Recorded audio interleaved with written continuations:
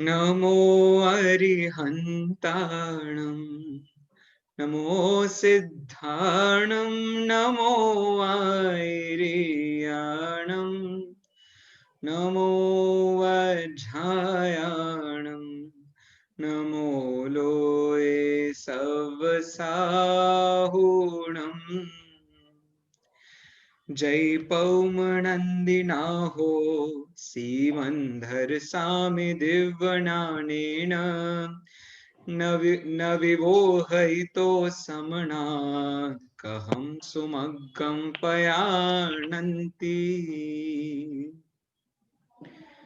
दर्शन सार नामक ग्रंथ है जिसमें संवत 990 में देवसेन आचार्य ने कुंदकुंदाचार्य के संबंध में ऐसा कहा कि ये पद्मनंदी नाथ हैं जो सीमंधर भगवान के द्वारा दिव्य देशना को प्राप्त करके आज जो उन्होंने बोध प्राप्त किया है, वो बोध न दिया होता तो हम सभी सच्चे मार्ग पर कैसे आगे बढ़ सकते थे। श्रमण जो और मुनिजन हैं वे भी सच्चे मार्ग पर कैसे आगे बढ़ते।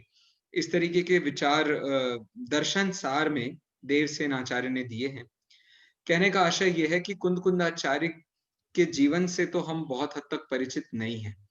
छोटी छोटी पुस्तकों में आपने कुछ कुछ कहानियां पढ़ी होंगी, जैसे कोंडेश ग्वाले की कहानी पढ़ी होगी आपने, या कहीं पर ऐसा कहते हैं कि कुंद के नाम से उनके पिता का नाम कोई एक सेठ थे, फिर उनकी माता का नाम भी कुंद के समान कोई नाम था उनका, और फिर उनके घर में बड़ी कहानियां होती। एएन उपाध्याय ने एक पुस्तक लिखी है कुंद कुंद आचार्य और उनका जीवन परिचय।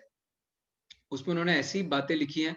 बचपन में वो लोरियां सुनाती थी रात को उनको, शुद्धोसि बुद्धोसि निरंजनोसि संसार माया परिवर्जितोसि संसार स्वप्नम त्यज्य मोह निद्रा मदाल पमुवाच पुत्रम। मतलब बड़े सुंदर शब्दों में उन्होंने इतनी अच्छी अच्छी कहानियां सुनाई है। हे बेटा, हे मेरे पुत्र, तुम शुद्ध हो, तुम बुद्ध हो, तुम निरंजन हो। ऐसे बहुत अच्छे अच्छे शब्दों को भैया प्रस्तुत जी करके। आपकी आवाज बहुत अच्छी है, लोरी बहुत अच्छी है, आप सुना दो, ताज भी बता दीजिए। सही है। तो बहुत सुंदर उन्होंने इसको वैसा प्रस्तुत किया है, बहुत ही मार्मिक शब्दों में। कहने का मतलब यह है कुंदकुंदाचार्य को बचपन से ही अध्यात्म के बहुत गहरे संस्कार मिले, तो उनने जो भी तत्व ज्ञान पढ़ा, मतलब षटखंडागम वगैरह, तो ऐसा कहते हैं कि उनके शिष्य भी पढ़ते थे षटखंडागम को, और षटखंडागम पढ़ते पढ़ते वो इतने ज्यादा, उनके जो शिष्य हैं ऐसे पढ़ने में पागल हो जाते थे कि उन्हें कहना पड़ता था, भाई मुनिपना तुमने ये कर्मों का हिसाब किताब लगाने के लिए नहीं लगाया है, अपने आत्मा के ज्ञान के लिए लगाया है। तो ये कह करके वो उनको ऐसे समझाते थे, जैसे वो है ना, सुध परिचिदाणु भूदा सव सवि काम भोग बंध कहा। ये बंध शब्द की व्याख्या उन्होंने की, जो प्रकृति प्रदेश स्थिति अनुभाग बंध होते हैं। तो इस तरीके से पूरी बात समझ लीजिए अपने सामने आती है। और फिर आपने सुना ही होगा, जितने भी हमारे यहाँ मंगलाचरण होते हैं, जैसे प्रतिष्ठा होगी, घर में कोई नया नया घर बनेगा, जैनों में कोई नया कार्यक्रम होगा, एक छंद हमेशा पढ़ा जाएगा। बताइए रश्मि जी, कौन सा छंद है वो? मंगलाष्टक पढ़ते हैं, अरहंतों में। मंगलाष्टक तो पढ़ते हैं, उसके अलावा सिर्फ एक लाइन में यदि मंगलाष्टक पढ़ना हो तो कैसे पढ़ेंगे? मंगलम मंगलम भगवान भगवान वीरो हाँ, वेरी मंगलम गुड। सब गौतम मिलकर के साथ में पढ़ लो भैया, अपने अपने माइक चालू करके पढ़ लो भले ही। मंगलम भगवान वीरो मंगलम गौतमो गणी मंगलम कुंद कुंदार्यो जैन जैन धर्मोस्तु धर्मोस्तु मंगलम। मंगलम। अब ये जो छंद है ना, इस छंद के बिल्कुल सेम छंद आपको हिंदुओं में भी मिल जाएगा, और बिल्कुल सेम छंद आपको श्वेतांबरों में भी मिल जाएगा। जी जी, मंगलम हाँ। भगवान विष्णु मंगलम विष्णु गरुड़ मंगलम ध्वज, गौत। ऐसे उनके यहाँ भी मिल जाएगा। जी जी। और ऐसे श्वेतांबरों में भी वहां स्थूल भद्राय ऐसे करके वहां प्रयोग करते हैं। कहने का मतलब यह है कि इतने बड़े बड़े शब्दों में तीसरे नंबर पे कुंद कुंदाचार्य को रख के हमने जैन धर्म के साथ उनको कंपेयर किया है, जैन धर्म के पर्यायवाची बनाया है कुंदकुंदाचार्य को, गौतम गणधर को, भगवान महावीर को। तो इतना बड़ा स्थान उन्होंने प्राप्त किया है। अब उन्हीं के ग्रंथों में से ये एक विषय है जो हम पढ़ने वाले हैं, जिसका नाम है षट कारक। पिछले साल हमारे कोर्स में या पिछले सेमेस्टर हमारे कोर्स में षट आवश्यक था, अभी हम पढ़ रहे हैं षट कारक। षट कारक का मतलब क्या होता है? षट मतलब 6 और कारक मतलब जो कार्य के प्रायोजक होते हैं, जो कार्य के जनक होते हैं, उनको हम षट कारक कहते हैं। तो बस थोड़ी देर में अपन इस पूरे विषय को चालू करेंगे। मैं सिर्फ आपको सामान्य उल्लेख कर देता हूं। ये जो पूरा का पूरा विषय अपन पढ़ने वाले हैं, मेनली 2 ग्रंथों के माध्यम से पढ़ने वाले हैं। पहला ग्रंथ है प्रवचन सार। प्रवचन सार की गाथा क्रमांक 16 है, जिसको हम स्वयंभू की गाथा भी कहते हैं। इस गाथा की टीका में अमृतचंद्राचार्य देव ने ये सारे के सारे षट कारकों को एक्सप्लेन किया है। और दूसरी बात करें तो दूसरी बात है पद्मनंदी पंचविंशतिका, नहीं सॉरी, पंचास्तिकाय। कुंदकुंदाचार्य का ही दूसरा ग्रंथ पंचास्तिकाय, पंचास्तिकाय की 62 नंबर की गाथा की टीका में उन्होंने इसी बात को अन्य तरीके से प्रस्तुत किया है। तो ये बात अपन पढ़ने वाले हैं, ठीक है। कोई मुझे बता सकता है अमृतचंद्राचार्य की प्रवचन सार की टीका का नाम क्या है? चलो शुरू से शुरू करते हैं। समय सार की टीका का नाम क्या है अमृतचंद्राचार्य की? आत्मख्याति। वेरी गुड, विशुद्धि ने बिल्कुल सही जवाब दिया है। अब बताना है प्रवचन सार की टीका का नाम क्या है? पंचास्तिकाय। पंचास्तिकाय तो ग्रंथ का नाम है। अच्छा, उसके ऊपर जो उसके उसके ऊपर नहीं, प्रवचन सार ग्रंथ के ऊपर जो टीका लिखी गई है उस टीका का नाम क्या है? तत्व प्रदीपिका। अरे वाह, विशुद्धि तो आज बिल्कुल सिक्सर्स मार रही है, क्या बात है। तत्व प्रदीपिका उसका नाम है। और अंतिम बताओ, पंचास्तिकाय की उनकी टीका का नाम क्या है? समय व्याख्या। अरे बाप रे, क्या बात है, क्या बात है। समय व्याख्या उसका नाम है। तो उन्हीं टीकाओं में ये पूरा का पूरा विषय मिलता है अपन को मेनली। फिर उसके बाद तो आपको अष्टसती में, अष्टसहस्री में, बहुत सारे स्थानों पर ये पूरा विषय पढ़ने को मिलेगा। और इस विषय के नींव में भी निमित्त उपादान ही है। यदि निमित्त उपादान के आपके कॉन्सेप्ट्स ठीक हैं तो आपको ये विषय बहुत जल्दी गले उतर जाएगा। और यदि उसमें थोड़ी गड़बड़ होगी तो फिर अपने को भी थोड़ी गड़बड़ यहाँ होने वाली है। चलिए मैं आपको पीपीटी शेयर करता हूं, फिर अपन बात करते हैं। चलिए उससे पहले मुझे प्रवचन सार का मंगलाचरण कौन सुनाएगा? प्रवचन सार का मंगलाचरण कोई सुना सकता है मुझे?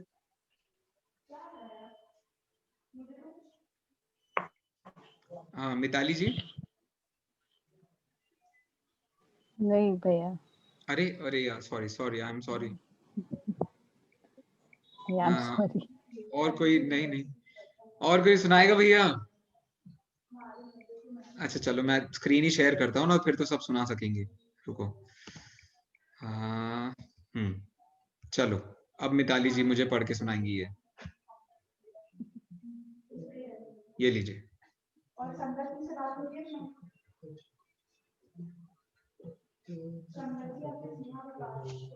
पढ़िए मिताली जी। हाँ भैया। एस सुरासुर मणु सिंध वंदे तम धोदधायिकं मलम प्रणमामि वर्धमानं तित्थं धम्मसकतारम। बहुत बढ़िया। यहाँ पर एक मिस्टेक है, धोद घाई है, वो धाई लिख गया है। बहुत बढ़िया। देखो इसका मतलब क्या होता है। एश मतलब यह, सुर असुर मणुय राय, सुर असुर मणुय इंद वंदितम, मतलब सुर असुर और मनुष्यों के जो इंद्र हैं उनके द्वारा जो वंदित हैं। कौन है? तो वर्धमान स्वामी। और कैसे हैं वर्धमान स्वामी? धोद घाई कम मलम, धो दिए हैं कर्म मल जिनने, धोद धोद धोद घाई कम मलम। ऐसे वर्धमान स्वामी को मैं नमस्कार करता हूं। और कैसे हैं वे? तीर्थ हैं। और धर्म के कर्ता है। तो ऐसा भी कह सकते हैं धर्म तीर्थ के कर्ता हैं, या ऐसा भी कह सकते हैं वे स्वयं तीर्थ हैं और वे धर्म के कर्ता हैं। ऐसे हम समझ लीजिए वर्धमान स्वामी को यहाँ नमस्कार कर रहे हैं।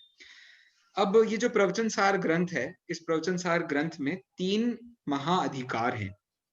3 महाअधिकारों के नाम किसी को पता है?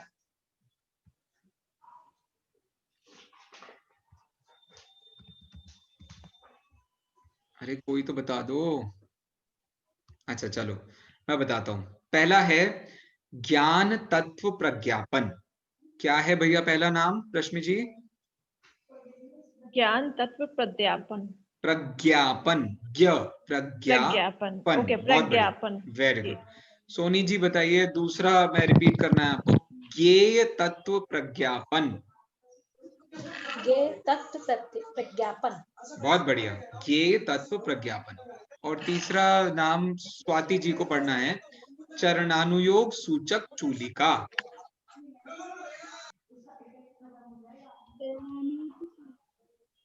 चरणानुयोग सूचक चूलिका।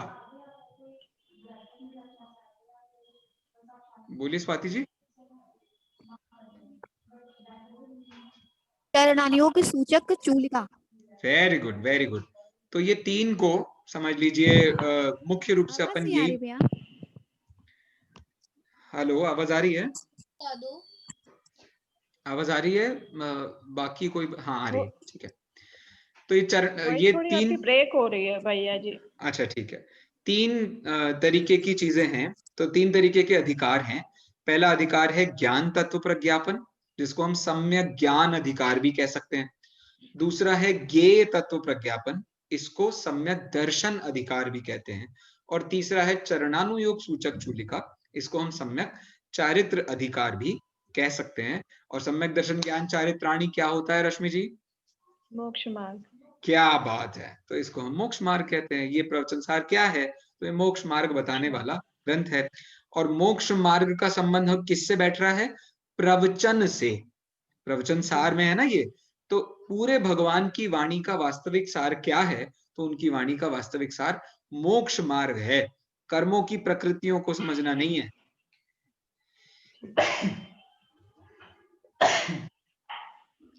सॉरी। तो कहने का मतलब इतना सा है कि उसको हमें गहराई से समझने की कोशिश करनी है कि वास्तविक मोक्ष मार्ग क्या है।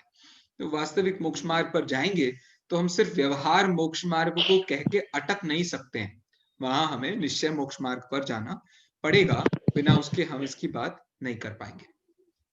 चलिए अपना विषय प्रारंभ करते हैं अपन, षटकारक। ठीक है, अब षटकारक क्या होता है भैया? तो षटकारक मतलब 6 कारक। कारक आप सब ने हिंदी साहित्य में पढ़े होंगे, सबने बचपन में पढ़ा ही होगा। 8 विभक्तियां पढ़ते हैं अपन, 8 हो गए ना? हाँ, 8 विभक्तियां पढ़ते हैं और 6 कारक पढ़ते हैं। कोई बता सकता है मुझे 6 कारकों के नाम? कर्ता, कर्म, करण, परिमाण, कर्ता ने कर्म को करण से भूल गए। बहुत बढ़िया। संप्रदान के लिए संप्रदान के उपादान, अपादान, अधिकरण, और एक तो बस 6 हो गए। इनको 6 कारक कहते हैं। इनमें एक संबंध जोड़ दिया जाए और एक संबोधन जोड़ दिया जाए तो वो 6 विभक्तियां बन जाती हैं। सॉरी 8 विभक्तियां बन जाती हैं। Very good. तो ये सब हम क्यों बात कर रहे हैं? ये सब हम इसलिए बात कर रहे हैं क्योंकि जब भी आप भाषा का प्रयोग करोगे तो उस भाषा में आप बताओगे कि उस वस्तु कैसी है, उसका काम कैसा है, आपको उससे क्या काम है, किसके लिए है, किस में से मिली है, उसका क्या क्या आधार है, वो सारी बातों पर अपन बात करते हैं। कोई भी आप वाक्य बनाओ, कोई भी कैसा भी, मैं संयम हूं, तो अब मैं और संयम ये एक चीज कर्ता को बता रहे हैं और हूं ये उसकी क्रिया को बता रही है। तो कर्ता और क्रिया को मिला करके उसका वाक्य तैयार हो। कहने का मतलब ये है कारक क्या है? तो कार्य का जनक को कारक कहते हैं। अब जनक शब्द कभी कभी ऐसा लगता है कि जैसे सिर्फ कर्ता की बात कर रहे हैं अपन, बाकी की बात नहीं कर रहे हैं। लेकिन जब दूसरी परिभाषा देखते हैं हम, कार्य की निष्पत्ति में जो प्रायोजक होते हैं, the sponsors of the task. अब स्पॉन्सर्स ऐसे भी होते हैं जिनके लिए काम हो रहा है, ऐसे भी होते हैं जो खुद काम कर रहे हैं, वो काम जो किया जा रहा है उसको भी हम स्पॉन्सरशिप में यूज करते हैं, इस तरीके की बात है। और करोति क्रियाम निर्वर्तयति इति कारकः, ये व्याकरण का सूत्र है। जो क्रिया को निर्वर्तन करता है, रचना करता है, निर्माण करता है, उसको कारक कहते हैं। तो क्रिया को जो जिसने तैयार किया है उसको हम कारक कहते हैं। ठीक है, अब कारक कितने होते हैं तो हमें पहले से ही बता दिया है रश्मि जी ने, थोड़ी सी मैंने गड़बड़ भी कर दी है। कर्ता, कर्म, करण, संप्रदान, अपादान और अधिकरण। विशुद्धि जी आपने पढ़े हैं ये सब हिंदी में? हाँ भैया पढ़े हैं। हाँ तो जरा बताओ जल्दी, एक एक का मतलब क्या होता है?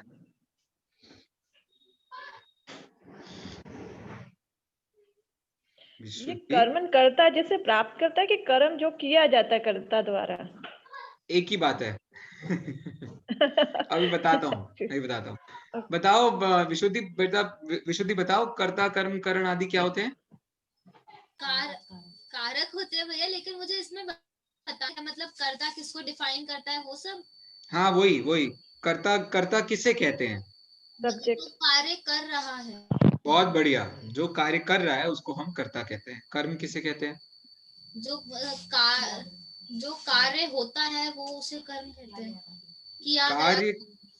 कार्य का होना तो क्रिया हो गई, लेकिन कार्य समझ लीजिए जिस पर हो रहा है, या कर्ता जिस अवस्था को प्राप्त कर रहा है, या जिस चीज को चाहने के लिए काम हो रहा है। जैसे मैं मोबाइल को जानता हूं, तो मोबाइल को ये हो गया उसका कर्म। तो जहां को लगाते हैं ना अपन, उसको अपन कर्म कह देते हैं।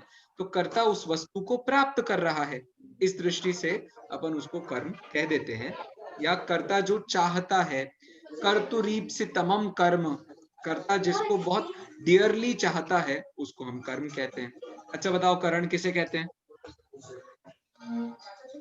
जब जिस साधन से वो कार्य हुआ है। Very good, very good. ऐसा जो अटमोस्ट कारण है, साधन है, जिसकी मदद से वो कार्य हो रहा है, उसको हम करण कहते हैं। Very good. अब एक और विशुद्धि जी हैं अपने साथ में, वो बोलेंगी क्या? विशुद्धि जी? भैया मेरे अलावा कोई और है? अच्छा नहीं, ओ सॉरी, नहीं I am my mistake, I am sorry. अच्छा चलो स्वाति जी बता रही हैं। स्वाति जी आपको पता है संप्रदान क्या होता है?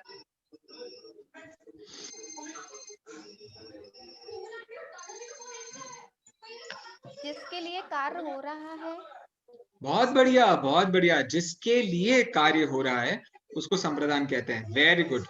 अच्छा इसका एग्जाम्पल देके बताओ किसी सेंटेंस में।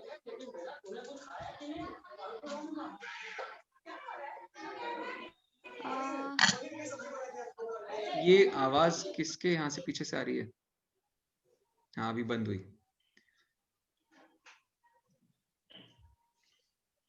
हाँ देखो, चलो मैं, मिताली जी बताएंगी। मिताली जी संप्रदान का कोई उदाहरण देना है। हाँ भैया, किसी इस ऐसे तो करता हो जाएगा ना भैया कि उसके लिए मैं ये भैया लेकर जैसे रोटी बनाई, भैया रोटी बनाई जा रही है किसके लिए? खाने के लिए, भूख लग रही है इसलिए खाने के लिए। हाँ तो ये सब। Very good. मिताली जी ने भी उदाहरण दे दिया और आपने भी उदाहरण दे दिया। मिताली जी ने व्यक्ति विशेष से बात की थी, आपने क्रिया विशेष से बात करी। तो मैंने खाने के लिए खाना बनाया है, मतलब भोजन करने के लिए भोजन बनाया है, ऐसा भी कह सकते हैं। या मैंने मिताली जी के लिए भोजन बनाया है, तो ये के लिए प्रश्न का उत्तर है, किसके लिए का आंसर है संप्रदान। बहुत बढ़िया। अपादान ये थोड़ा सा ट्रिकी है, कौन बताएगा अपादान? सोनी जी बताएंगी। वो तो व्याकरणों की दुनिया में बैठी हैं, व्याकरणिकों की दुनिया में बैठी हैं बनारस में। बताइए अपादान किसे कहते हैं? भैया अपादान जैसे से लगाते हैं ना, जैसे जिसमें से कर्म किया जाता है। वाह वाह वाह, बहुत बढ़िया, बहुत बढ़िया। तो जिसमें से वो काम हो रहा है, या जो उस चीज के लिए क्योंकि का जवाब होता है उसको हम अपादान कहते हैं। ठीक है, तो जिसमें से कर्म किया जा रहा है, जैसे घोड़े पर से संयम गिरा, तो घोड़े पर से इसमें लग जाएगी अश्वात संयम पतति, संयम पतति। पेड़ से सेब गिरा, पेड़ से सेब हाँ, गिरा। पेड़ से सेब गिरा, बिल्कुल सही है। विशुद्धि जी क्या कह रही हैं? मतलब अलग होना ना, मतलब इसको हाँ, ना बहुत बढ़िया, हाँ। बहुत बढ़िया। अलग होने के अर्थ में, और कभी कभी इसको क्योंकि के अर्थ में भी यूज करते हैं, जैसे जिसको हेतु देने के लिए भी कहते हैं, जैसे मैंने खाया क्योंकि खाना बना था। भूख लग रही थी, कुछ भी कह सकते हो आप। तो मतलब उसका आप जो भी बनाना चाहो आप बना सकते हो। ये क्योंकि का जो जवाब होता है वो बेसिकली अपादान के रूप में प्रस्तुत किया जाता है। चलिए, बहुत बढ़िया। अगला है अधिकरण। अधिकरण मतलब जिसके आधार से वो कार्य रह रहा है, जिसके आधार से वो कर्म जो आपको चाहिए है वो रह रहा है। तो मुझे कमरे में से पेन चाहिए, तो कमरे में से, कमरे के आधार पर पेन रह रहा है, तो उसमें अपन आधार लगा लेंगे और वहां से टेबल पर से लैंप चाहिए है, ऐसा कुछ भी आप लगा सकते हो। तो ये उसका अधिकरण बन गया। षटकारक सबको समझ में आ गए, या इसमें से कोई एक बात कहीं कुछ रह गई है? भैया अभी आपने बताया कि टेबल पर से, तो फिर आपने जो एग्जाम्पल दिया था घोड़े पर से, हाँ, आपने वो गिरने के अर्थ में था ना, इसलिए अपन अलग करने के अर्थ में ऐसा यूज कर रहे थे। तो इट्स ऑल अबाउट रेफरेंस, आप उसे किस तरीके से यूज कर रहे हो वो ज्यादा इंपॉर्टेंट होता है।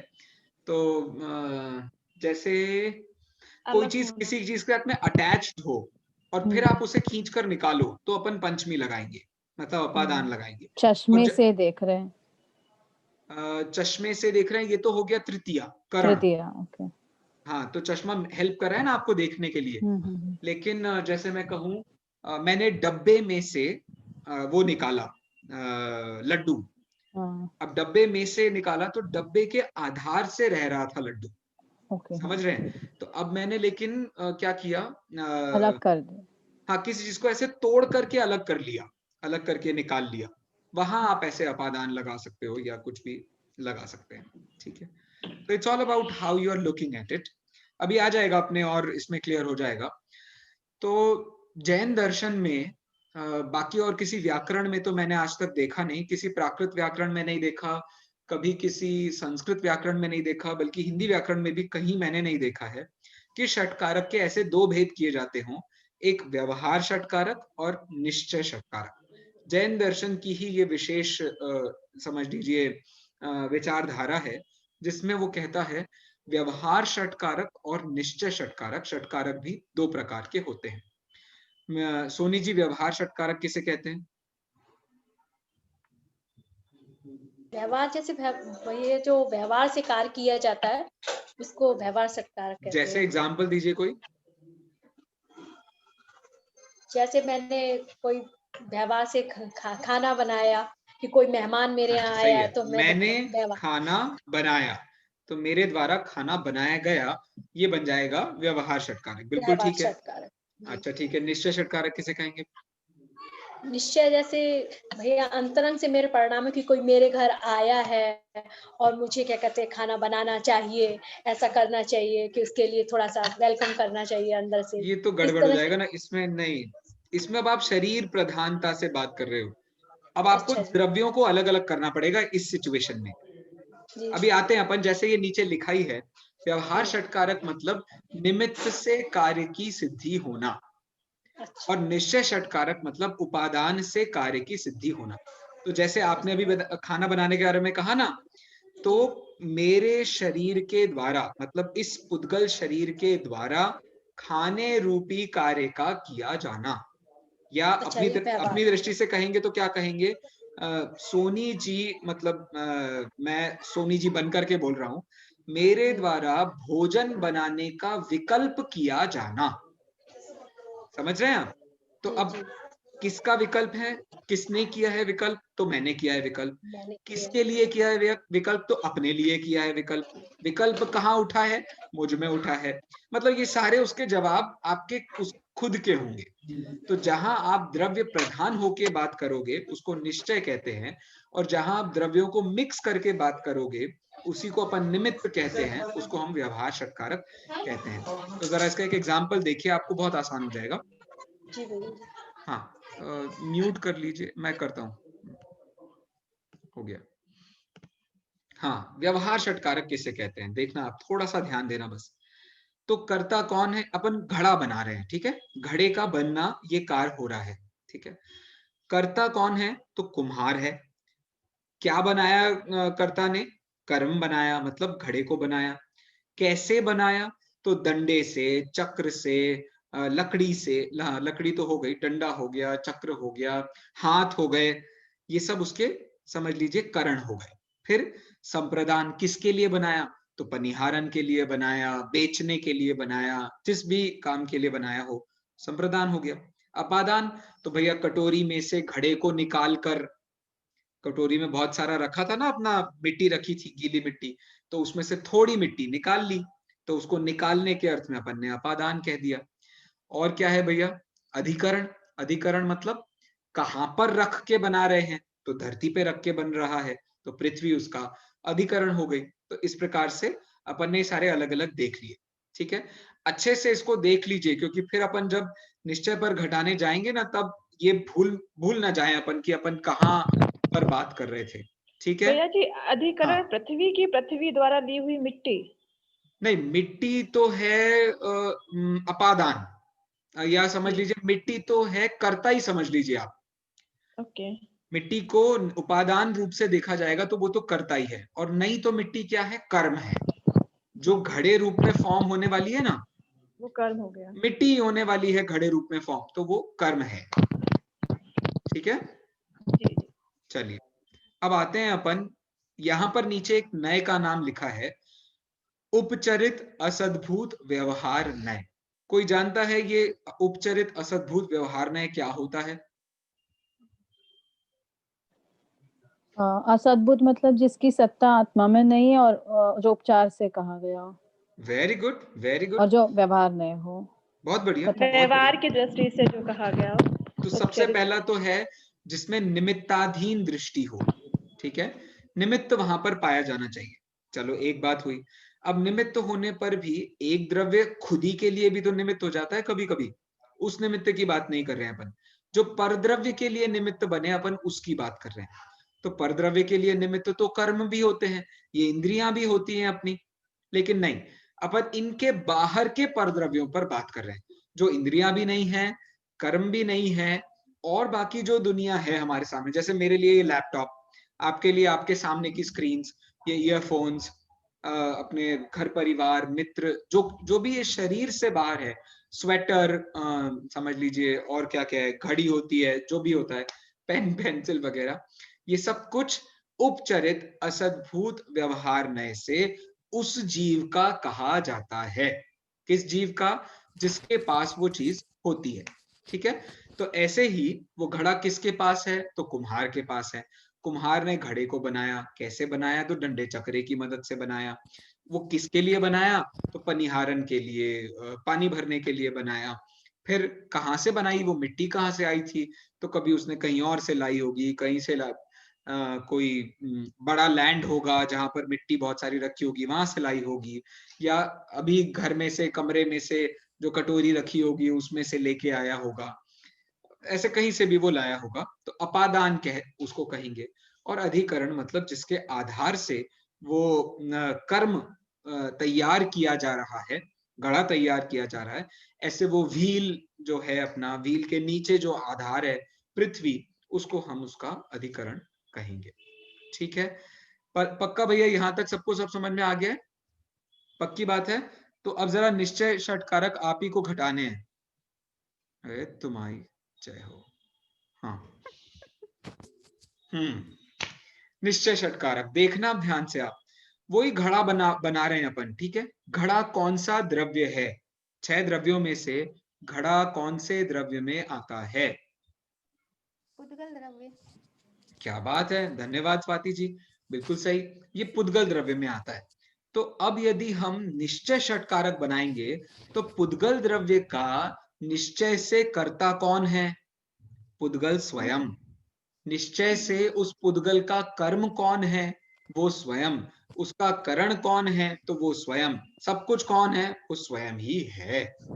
तो अब कर्ता कौन है भैया? घड़े का कर्ता कौन है? तो उपादान दृष्टि से बताओ घड़े का कर्ता कौन है? बताओ सोनी जी। मिट्टी। हाँ, घड़े का उपादान करता है मिट्टी और निमित्त से करता है कुम्हार। तो निमित्त वाली तो अपन ने बात कर ली है, अब अपन उपादान वाली बात कर रहे हैं। तो कर्ता कौन है उस घड़े का? तो मिट्टी उसका कर्ता है। मिट्टी से क्या बन रहा है? तो घड़ा। तो घड़ा भी, अब वो घड़ा और मिट्टी जब ऐसा कहेंगे ना अपन, मिट्टी से बना हुआ घड़ा, ये मिट्टी से बना हुआ घड़ा क्या बन गया? तो कर्म। तो एक्चुअली वो घड़ा है क्या? मिट्टी ही है। तो मिट्टी ने किसको बनाया? मिट्टी को बनाया। मिट्टी ने मिट्टी को कहां से बनाया बताओ? मिट्टी ने मिट्टी को कहां से बनाया? यदि मिट्टी में खुद घड़े बनने रूप एबिलिटी नहीं थी तो वो बाहर से बन सकती थी क्या? वो एबिलिटी कहीं से आ सकती थी क्या? मतलब आप मुझे बताओ, ये काम क्या मोबाइल कर सकता है? घड़े बनाने वाला काम, घड़े रूप बनने वाला काम मोबाइल कर सकता है? नहीं कर सकता। इसलिए उसका करण भी घड़ा ही है। फिर उसका संप्रदान, घड़े ने किसके लिए घड़ा बनाया?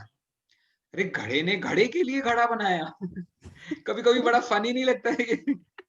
फिर अब घड़े ने जो घड़ा बनाया है वो कहां से बनाया है? कहां से बनाया मतलब, अब घड़े का आप त्रिकाल देखोगे ना तो आपको ऐसा लगेगा घड़ा मिट्टी जो है वो मिट्टी रूप ही उसका वास्तविक अपादानपना है। अब मिट्टी के आप किसी भी ट्रांसफॉर्मेशन को देखोगे तो आपको ऐसा लगेगा कि उसमें क्या है? मिट्टी ही तो है। घड़ा बन गया, सकोरा बन गया। सकोरा जानते हैं आप क्या होता है? कटोरा। हाँ, कटोरा। वो कटोरे का जो टूटा हुआ हिस्सा होता है उसे सकोरा कहते हैं। बहुत बढ़िया। तो कोई भी ट्रांसफॉर्मेशन हुआ है वो तो सिर्फ ट्रांसफॉर्मेशन है ना, मिट्टी तो मिट्टी ही है। उस दृष्टि से उसका अपादान भी मिट्टी ही है, उसका अधिकरण भी मिट्टी ही है। अधिकरण मिट्टी कैसे?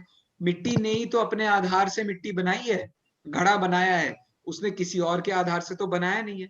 मतलब सीधी से शब्दों में कहा जाएगा, द्रव्य ही पर्याय को उत्पन्न करता है, द्रव्य ही पर्याय का व्यय करता है और द्रव्य स्वयं द्रव्य रूप से बना रहता है। तो द्रव्य गुण पर्याय को मिला करके उस घड़े के लिए, उस घड़े रूप पर्याय में हमने मिट्टी रूप द्रव्य को उसका कर्ता कह के बाकी सबको उस घड़े की पर्याय के रूप में कहा है। बोलिए विशुद्धि जी। भैया लेकिन जैसे जो मिट्टी होती है वो तो आउटर फोर्स से बनती है, तो ओह इंटरेस्टिंग, उसको अपन ने ऑलरेडी कवर कर लिया है ना।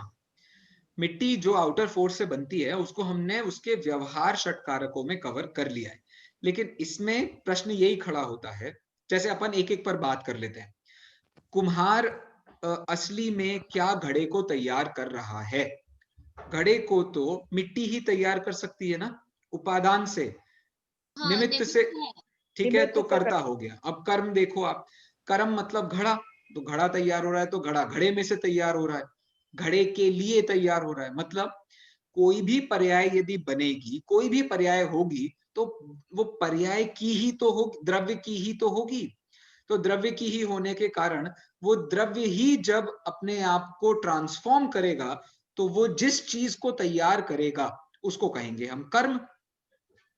तो घड़ा, तो मिट्टी ही घड़े के लिए कर्म है, सॉरी, घड़े के मिट्टी के लिए घड़ा ही कर्म है।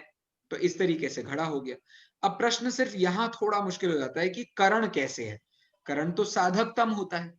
तो मुझे बताओ, एक द्रव्य की पर्याय के लिए उसका साधकतम कौन है? बताओ विशुद्धि जी। भैया मुझे क्वेश्चन समझ नहीं आया। एक द्रव्य की जो भी पर्याय पैदा हो रही है उसके लिए उसका करण, उसका साधकतम, उसको हेल्प करने वाला कौन है? उस द्रव्य को पर्याय पैदा करने के लिए कौन हेल्प करने वाला है? पता नहीं भैया। अरे स्वयं ही होगा। वस्तुत्व गुण भैया जी। हाँ बिल्कुल, आप वस्तुत्व गुण को अभेद करके द्रव्य भी कह दो तो क्या दिक्कत है? वो स्वयं में उसकी शक्ति है भैया घड़े रूप परिवर्तित होने की। यस यस यस, इसीलिए हाँ वो पर्याय तो अपने आप होती है ना, लेकिन हाँ तो अपने आप हो रही है, तो द्रव्य की दृष्टि से देखोगे तो अपने आप ही होगी, पर्याय की दृष्टि से देखोगे तो हमेशा नई नई नजर आएगी ना आपको। हाँ। पर भैया जिस मिट्टी में उस घड़े रूप परिवर्तित होने की योग्यता होगी तो होगी, और हर मिट्टी में नहीं होती, तो उस मिट्टी में योग्यता है तो इसलिए वो परिवर्तित हो रहा है। देखो जो घड़ा बन रहा है ना, अपन उसकी रिवर्स इंजीनियरिंग कर रहे हैं। अपन ऐसे नहीं कर रहे हैं कि पहले अपन ने मिट्टी लाई, अब अपन बात करेंगे कि घड़ा बनेगा कि नहीं बनेगा। ये षटकारक हमेशा क्रिया के आधार पर होते हैं। जैसे मैंने आपको निमित्त उपादान में भी कहा था, निमित्त उपादान में कार्य होने पर उसके कारणों में निमित्त उपादान की चर्चा की जाती है। कार्य ही नहीं हो रहा है तो हम निमित्त उपादान किस में घटाएंगे? बिल्कुल सेम बात यहाँ है। जब घड़ा बन रहा है तो अब हम बात कर रहे हैं उसके षटकारकों के बारे में। अब उसके कारकों के बारे में बात करेंगे तो व्यवहार से घड़ा बना है, निश्चय से तो मिट्टी ही मिट्टी रूप बदली है। व्यवहार से कहेंगे दंडे चक्रे की मदद से घड़ा बना है। निश्चय से कहेंगे तो मिट्टी ने ही अपनी पर्याय रूप परिणमित होकर घड़ा तैयार किया है। मिट्टी ने किसके सॉरी कुम्हार ने व्यवहार की दृष्टि से कहा जाएगा, निमित्त की दृष्टि से कहा जाएगा तो वो घड़ा किसके लिए बना है? तो पनिहारन के लिए बना है। निश्चय से वो घड़ा किसके लिए बना है? घड़े में पानी रखने की ताकत डाली है क्या पनिहारन ने या कुम्हार ने? घड़े में पानी रखने की ताकत तो उसकी स्वयं की है। तो घड़े ने घड़े के लिए ही घड़ा बनाया है, किसी और के लिए घड़ा नहीं बनाया है। ये तो समझ लीजिए, ये बताने के लिए है ये पूरा विषय कि आप जब द्रव्य गुण पर्याय का विषय देखेंगे तो आपको ऐसा महसूस होगा कि इस दुनिया में कोई भी काम किसी और के लिए नहीं होता।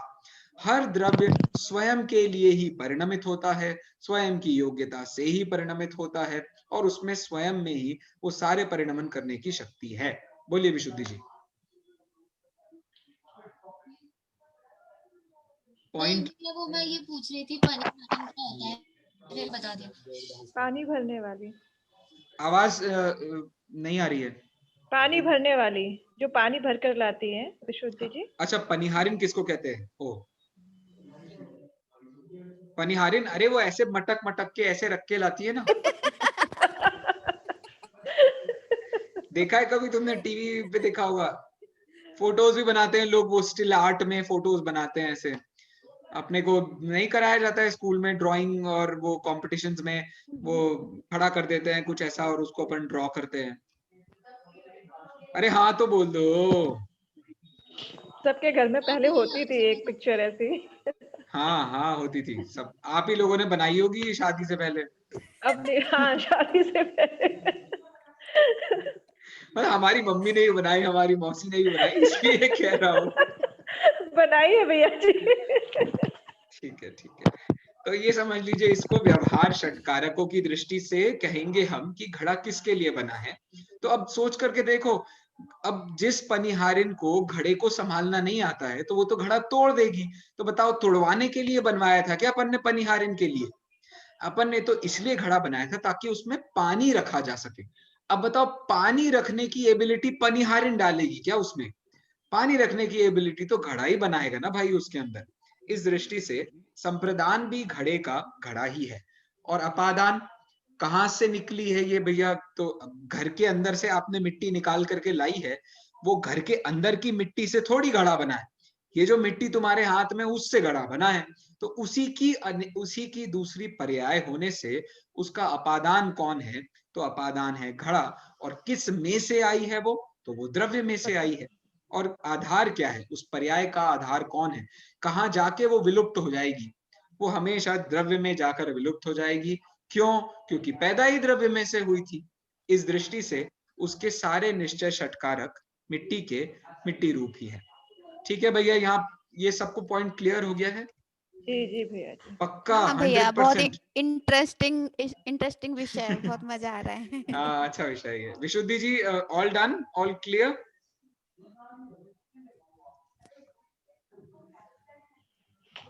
हाँ भैया। ओके ओके, चलिए आगे बढ़ते हैं अपन। अब यदि आपको पुद्गल द्रव्य के षटकारक समझ में आ गए हैं, तो अब मुझे बताइए हम सब कौन हैं? हम सब जीव द्रव्य। जीव द्रव्य जीव हैं। द्रव्य। अब हम जीव द्रव्य हैं, तो बताओ हमारे षटकारक कैसे होंगे? अब देखो, मैं आपको निश्चय षटकारक बताऊंगा, आपको व्यवहार षटकारक बताना है, ठीक है? खेलें खेल। चलिए, आज की एक्टिविटी अपनी यही है। चलो, तो आत्मा करता है, ठीक है? अब मैं आपको टास्क बता देता हूं। टास्क है टास्क है, अरे विशुद्धि, तुम्हारा सबसे फेवरेट फूड क्या है? विशुद्धि जी? भैया आवाज आ रही है? म्यूट हो गया? हाँ, आ रही है। नहीं भाई, वो इडली। Idli, very good. तो रश्मि जी, सोनी जी, मिताली जी, स्वाति जी, अब आप सब लोगों को मिलकर के उसको इडली खिलानी है, ठीक है? तो इडली है हमारा कर्म, ठीक है? अब बताओ, निश्चय से तो इडली तो चलो वो व्यवहार की बात होगी, इडली बनाने का विकल्प आत्मा स्वयं ही करता है। बताओ, व्यवहार से इडली किसने बनाई? रश्मि जी? हम व्यवहार सब। से हाँ। हम रश्मि जी, सबने आपको बनाई। अपना नाम लेना है बस। तो इडली किसने बनाई? मतलब समझ लो आपके सबके घरों में आज इडली बनी थी, ठीक है? इस हिसाब से तो किसने बनाई वो इडली? तो रश्मि जी ने बनाई इडली, मिताली जी ने बनाई इडली, किसी ने भी बनाई इडली, ठीक है? क्या बनाया? इडली। इडली। वो क्या हो गया उसका? कर्म, कर्म। व्यवहार से। अब बताओ, इडली कैसे, किससे बनाई? चावल दाल से। दाल। चावल। वेरी गुड, चावल दाल वाला एक हो गया। मिताली जी, आप कोई और एंगल से बताओ इसका आंसर। सांचे से। वेरी गुड, वेरी गुड, सांचे की मदद से बनाई। स्वाति जी, और बताओ आप। करण बताना है आपको, इडली का करण। करण मतलब के लिए? नहीं, हाँ, से मदद, द्वारा, किसके द्वारा बनाई आपने? इडली बनाने के लिए तो भैया गैस चूल्हे की भी जरूरत पड़ेगी। वेरी गुड, अग्नि, गैस, चूल्हा, हाँ। Very very good. और बताओ, और सोनी जी बताएंगी और मुझे। सोनी जी, और बताओ, और कौन सी चीज की मदद से बनती है इडली? ये जो दाल चावल पीसा गया उसका घोल बना है, वो भी डाला गया हाँ, है। अब लेकिन वो दाल चावल हो गया है, दाल चावल वाली बात हो चुकी है। अच्छा, ये चार। देखो, मैं बताता हूँ, इनो की मदद से या सोडे की मदद से। भैया जी आपने बनाई है लग रहा है। अरे, I am a wonderful chef, कभी भी क्या खिला बात सकता है। हूँ मैं आपको। भैया मिक्सर की जरूरत पड़ेगी। क्या विशुद्धि? मिक्सर की भी जरूरत पड़ेगी ना दाल चावल किस- पीसने की? मिक्सर। मिक्सर, दाल। Very good, very good. तो मतलब हमारे समझ में आ गया, इसको कहते हैं करण, ठीक है? तो जो आपको हेल्प कर रहा है बनाने में, उसको हम करण कहते हैं, ठीक है? तो इडली के ये सारे करण हो गए। अब बताओ, संप्रदान क्या है उसका? एक ही संप्रदान है अभी तो। विशुद्धि के लिए। ये हुई ना बात। विशुद्धि विशुद्धि के लिए इडली तैयार हुई है, समझ लीजिए। खाने के लिए इडली तैयार हुई है, हम सबके अपने घरों में जितने मेंबर्स हैं उनके लिए इडली तैयार हुई है। और क्या कहें, कभी कभी गैस के लिए इडली तैयार हुई है, उसी पे गिरा देते हैं ना अपन कभी कभी तो। तो कुछ भी। और हो, दाने दाने पे लिखा है खाने खाने वाले का नाम, तो हो सकता है कुत्ते के लिए बनी है, हो सकता है किसी गाय के लिए बनी है, वो कुछ भी हो सकता है, ठीक है? तो ये हो गया संप्रदान, ठीक है? अब अपादान बताइए। भूख के लिए। नहीं, अपादान, अपादान। हाँ, भूख भी हो गया, संप्रदान हो गया। डिब्बे में से चावल दाल निकालना। यस यस, भैया वेरी गुड। मुझे आंटी क्या खाने कब जाना है? क्या? आंटी क्या? अभी रात को खाने जाओगी क्या इडली तुम? बन गई थी ना भैया, आज तो आपने कहा था क्या बन गई। अच्छा अच्छा, मुझे बताओ, हम लोग भोजन कथा कर रहे हैं या धर्म कथा कर रहे हैं?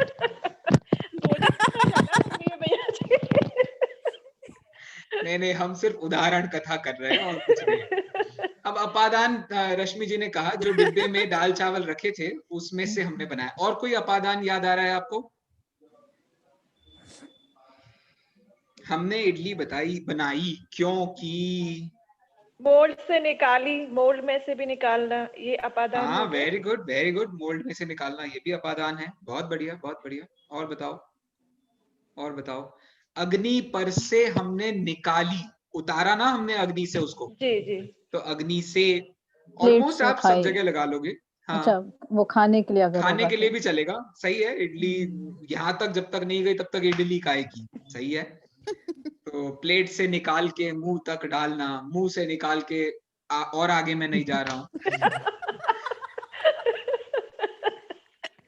इसके बाद अब चलते हैं अपन अधिकरण पे। अधिकरण मतलब किसके आधार से ये इडली बनी है, इसका आधार बताना है आपको। दाल चावल सांचा वही सब। सही है। ऑलमोस्ट आप वो सारी चीजें गिना ही सकते हो, बस उसमें पॉइंट ऑफ व्यू देखने का थोड़ा बदल जाएगा और कोई बात नहीं है।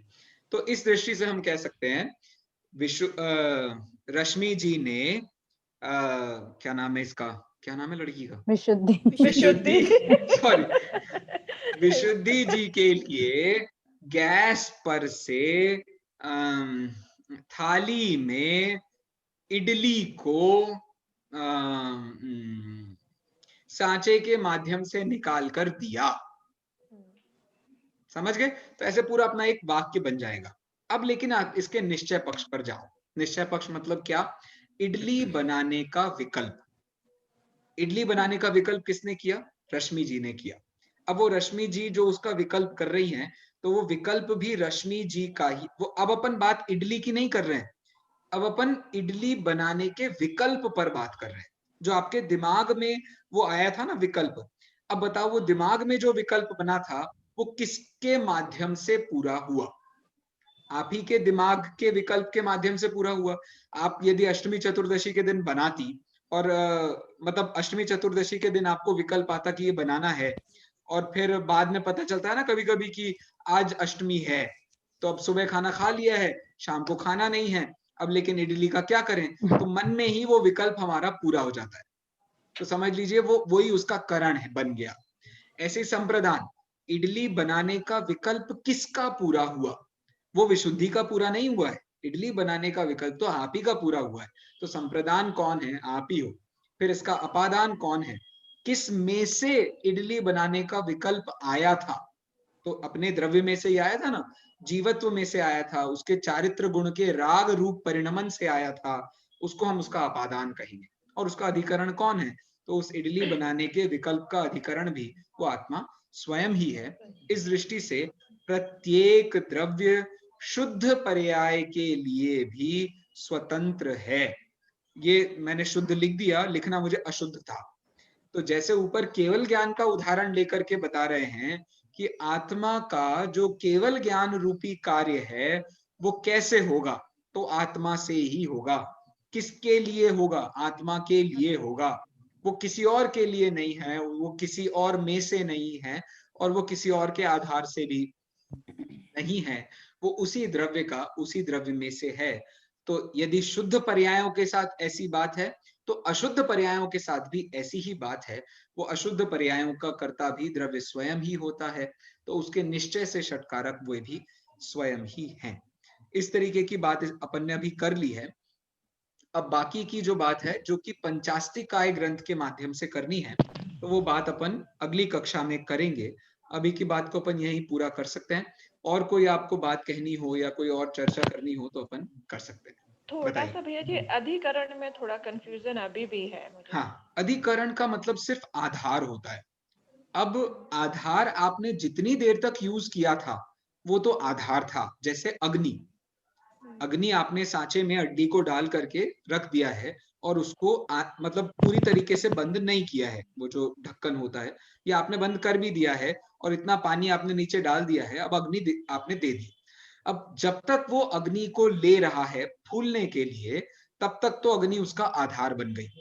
और जैसे ही आपने वो पता पड़ गया कि वो उसका सांचा खुल गया है, तो जैसे ही सांचा खुल गया तो आपने अग्नि पर से उसको उतार लिया, तो अब वो अग्नि का क्या बन गया है, तो वो अपादान बन गई है, उसका अब वो अधिकरण बना खत्म हो गया। ऐसे डिब्बा है, तो डिब्बे पर जब तक रखी थी, सांचे में जब तक रखी थी तब तक वो उसका आधार था, जैसे वहां से निकाल लिया तो उसका अपादान बन गया। ठीक ठीक, अब समझ गया, अब समझ आ गई। बस वही अप्रोच डिफरेंस उसमें होता है, और कोई बात नहीं। और कुछ बात भैया, हाँ हाँ भैया, अधिकरण मतलब कुछ समय के लिए होना, उसका आधार कुछ समय के लिए होना। जरूरी नहीं है, जरूरी नहीं है। जैसे जैसे सिद्ध भगवान की केवल ज्ञान पर्याय, अब सिद्ध भगवान की जो केवल ज्ञान पर्याय है उसका अधिकरण कभी खत्म होगा क्या? नहीं। हाँ, उसमें कैसे घटाएंगे भैया इस चीज को? आत्मा द्रव्य, जो सिद्ध भगवान का द्रव्य है, जो उनका ज्ञान गुण है, वो है अधिकरण, और वो जो केवल ज्ञान पर्याय आ रही है वो है उसका कर्म, वो है उसका यूजेज। तो ये तो आधार हो गया ना, केवल ज्ञान पर्याय तो। केवल ज्ञान पर्याय तो नहीं, केवल ज्ञान पर्याय तो कर्म था, मतलब जो क्रिया रूप परिणमित हो रहा है उसको हम कर्म कहते हैं। मतलब मैं जो चाहता था, मैं जो चाहता था उसको अपन ने कर्म बनाया था ना। जैसे मैं पेन चाहता हूँ, इडली चाहता हूँ, ऐसे क्या चाहता था, तो केवल ज्ञान पर्याय चाहता था। अब वो केवल ज्ञान पर्याय आई कहाँ से है, तो द्रव्य में से ही आई है ना, ज्ञान गुण में से ही तो आई है ना। तो वो बन गए उसके आधार, अधिकरण, और ये सब बन गए उसके परिणाम, कार्य। ठीक है स्वाति जी? भैया लास्ट में षटकारक का एक क्या नाम है उसका? अधिकरण। संप्रदान ही तो नाम है भैया। संप्रदान के लिए होता है लास्ट अधिकरण। अधिकरण लास्ट है। हाँ, लास्ट अधिकरण लास्ट है। और एक बीच में भैया क्या नाम आया था मेरे को? एक अपादान नाम आया था, अपादान नाम था, एक संप्रदान। उसका, उसमें भी तो आधार से ही बात वही, चली। Very good very good very good, आधार से दो टाइप से। Very good. तो उसमें मेरे को यही कहना था कि जब तक कोई चीज के आधार पर काम चल रहा होगा, उसके आधार से काम चल रहा होगा, तब हम उसको आधार कहेंगे।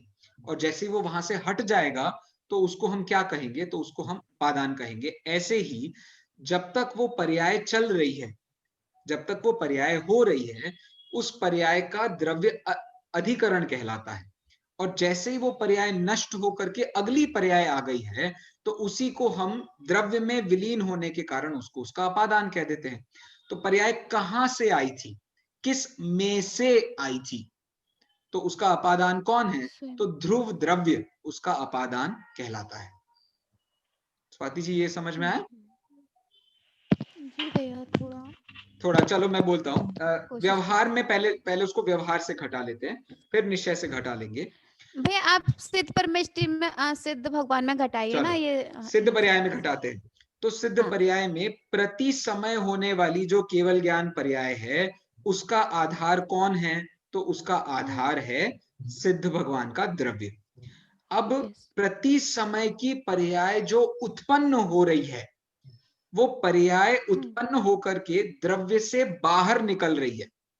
तो द्रव्य से बाहर निकलने रूप उस पर्याय को हम कहेंगे उसका अपादान, क्योंकि अब होगी अगले समय में अगली पर्याय, और अगली पर्याय को निकलना है तो उसको निकलने के लिए पिछली पर्याय को खत्म होना पड़ेगा। तो पिछली पर्याय खत्म होगी तो द्रव्य अगली पर्याय को शूट करेगा, अपनी तरफ से बाहर फेंकेगा। फिर अगली पर्याय होगी तो द्रव्य फिर उसको फेंकेगा, फिर उसको अगली होगी तो फिर वो, इस दृष्टि से अपन उसको उसका अपादान कह रहे हैं।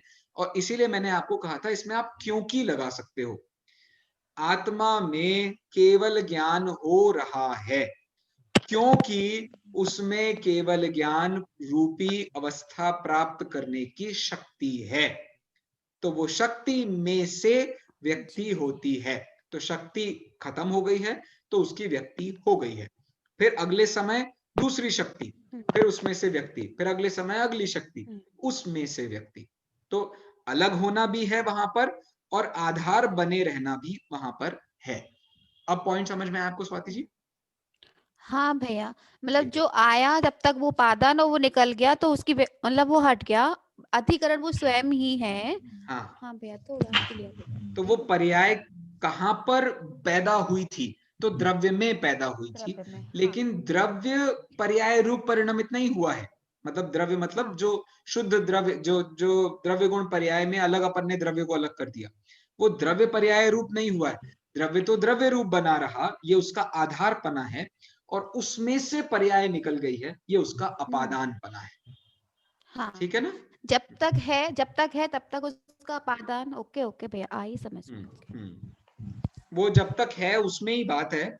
जब तक है तब तक द्रव्य को उसका अधिकरण भी कहा जाएगा और द्रव्य को उसका अपादान भी कहा जाएगा, क्योंकि द्रव्य अपनी योग्यता को बनाए रखे है अधिकरण होने से, और अपनी योग्यता को बनाए रख के वो कहीं नहीं जा रहा है, वो सिर्फ पर्याय रूप जो परिणमन है उसको बस अपने से बाहर करता जा रहा है। इस तरीके की बात से द्रव्य गुण पर्याय का जो स्वरूप है वो ही निश्चय व्यवहार का जन्म करता है। तो भाषा को निश्चय व्यवहार से कोई लेना देना नहीं है, इसीलिए व्याकरणों में आपको कभी षटकारक का निश्चय व्यवहार से भेद देखने को नहीं मिलेगा। ये तो दर्शन है।